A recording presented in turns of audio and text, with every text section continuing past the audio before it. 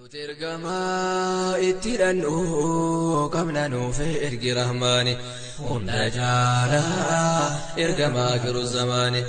Nutirgama ittirannu qabna nuufe ergi rahmaani hunda jaala ergama giru zamaani.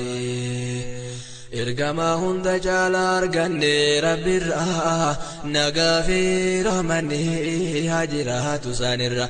Ergama insi jinni ashrafa khalqirra qur'aanatti buuse khaliqni samirra makhluuqatti ergate insi fi jinnirra.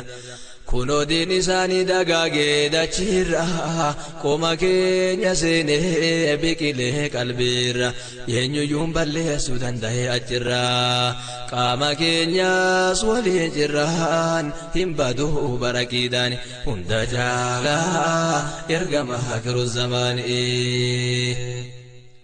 Akkuma keessi keenya qidaa qabate firoomni keenyallee kana wal qabate funyoon obbolummaa kanaan gad dhaabbate osoo obbolummaan gosummaa fataate maali hisaabonni gaafas makkaa yaate gosa soyxii sila kama karraa baateef wallaahi kanaami diintu garaa nyaate diin rabbiitiif jecha lubbullee hobbaate qabeenya ofii irraa baate ruhiillee kenninaani hunda jaala ergama giru zamaanii.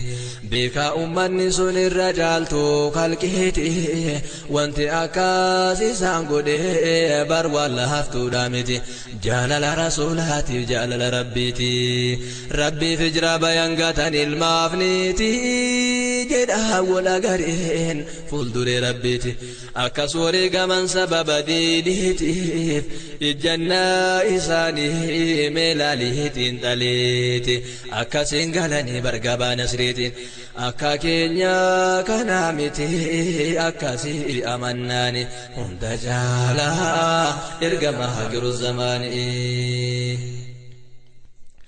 Nutirgama ittirannu qabna nuufe ergi rahmaani hunda jaala ergama giru zamaanii. Ergaman ilaahi gaafa nutti ergaman dhaloota hundaafuu amantii nu dhaamani dhaamsisaanii jira hadiisaaf quraananii hunda bira ga'ee jira barreeffamaani seera isaa eeggatee guutuu qajeelfamaani sabni hunduu dhagahee afaanuma isaanii arabaaf ajamaa dhageettee addunyaani bakkan gahin hin qabu har'a ergaan isaanii intarneetaaf kaasetaanii ergaan isaa bal'annaani hunda jaala ergama giru zamaanii.